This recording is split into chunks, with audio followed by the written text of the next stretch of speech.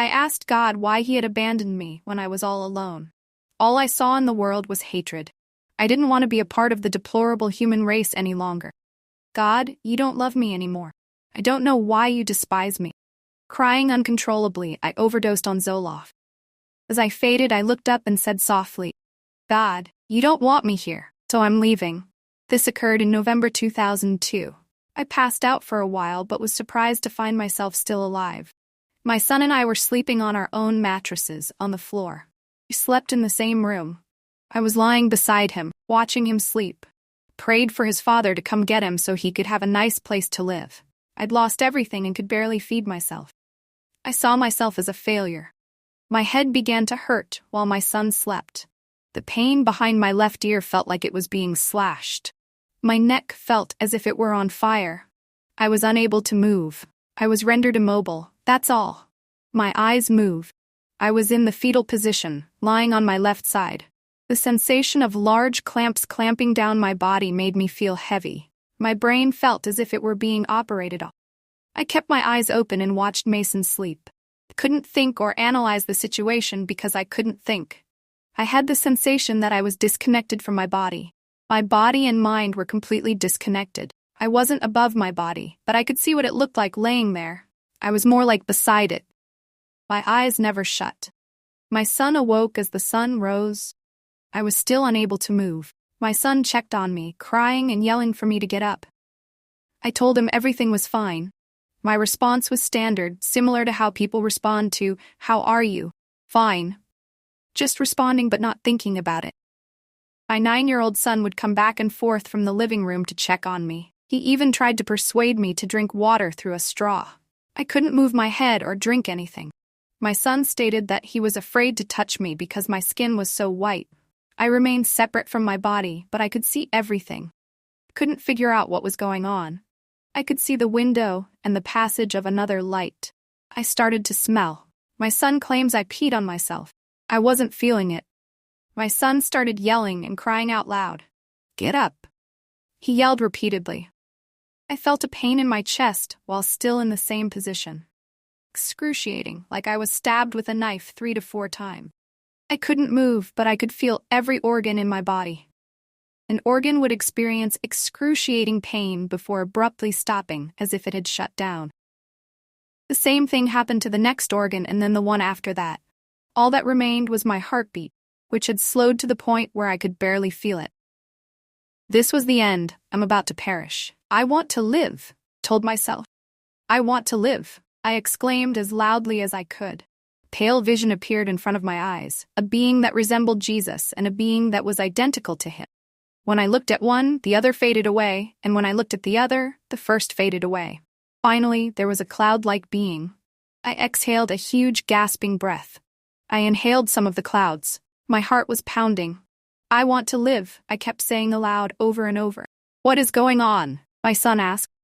I told him to push me so that I was flat on my back. I kept saying to myself, "Move, move," as I stared at the top of my foot. It was a long time before I could even move my toes. I asked my son to go into the living room and promised to return. I told God how sorry I was for trying to commit suicide. I thanked him for the opportunity and promised not to blow it, because I should have gone to hell. God's grace provided me with this opportunity. I couldn't see anything because there was no light. I felt hell while I was dying. It was a void for me, a dreadful void, an indescribable sense of loneliness, ugliness, and horror. It was as if I had one leg in hell and one leg in heaven. My hopelessness gave me a taste of hell, but Jesus came to my rescue at the last moment. I told God that he was in charge and that he was greater than evil. I told him I would stay on this earth and be a good mother because I was no longer afraid of evil. God's grace enabled me to crawl to the living room. Because we didn't have a phone, my son went next door and dialed 911. I was in the emergency room for 3 days. They admitted me to a mental hospital because it was a suicide attempt. I didn't mind, as I was still alive. My life has changed dramatically, my son's life as well. I'm thankful for everything. Every minute. You're free to ask me anything. I'd love to share my story with researchers, or anyone else for that matter. I am very proud of it. It is both the worst and best experience I've ever had. Thank you for conducting this research. Story number 2. There are 3 accounts. During my battle with tachycardia, I had 3 distinct experiences. I was in graduate school at the time, and I had just completed all of my work for the summer class. My heart stopped beating around 4 a.m. on a Friday. Saturday morning, I awoke briefly at 2 a.m., then again at 7 a.m. When I first awoke, I assumed that someone must be very sick because mom, sister, and brother were all there. My initial thoughts were of confusion, because I had no idea what had happened. As my mind began to return, I felt tremendous fear because I knew I had been somewhere, and that if I didn't want to end up in Ward C, I'd better keep my mouth shut. The first was an experience in which I landed or appeared on a cloud-like substance, similar to a street, but you couldn't feel it when you walked on it. I was standing alone, but there were people milling about further away. They were in this massive gymnasium-like structure that felt enclosed and appeared to have a roof, though I couldn't see it. Yet it seemed to go on forever. Open air, bright white and clean, with nothing particularly spectacular inside. 3 elderly men, possibly in their 60s, wise, wrinkled, but not feeble, were standing nearby. One of them approached me and asked, "Can I help you?" I was completely perplexed. I'm not sure where I am, what I'm supposed to be doing, or where I'm supposed to go," I explained. He returned to the huddle with the other 2. We don't think you're supposed to be here yet," said the same man. "Okay," I said, and that was the end of it. I recall turning around, but I'm not sure how I returned. In this incident, I remained silent. The second incident happened in the cath lab, where they were about to test several medications on me. They had the wire in my leg and in my heart, and they were controlling my heart, inserting heartbeats to see if the medications were effective. This one, however, did not. It was 10 times brighter than the sun, but it didn't hurt my eyes at all.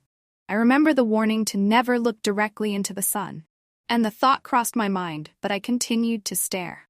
While it was darker around the light, it didn't seem like the traditional tunnel. This bath enveloped me. It felt like a bath or maybe warm jello, except I didn't get wet.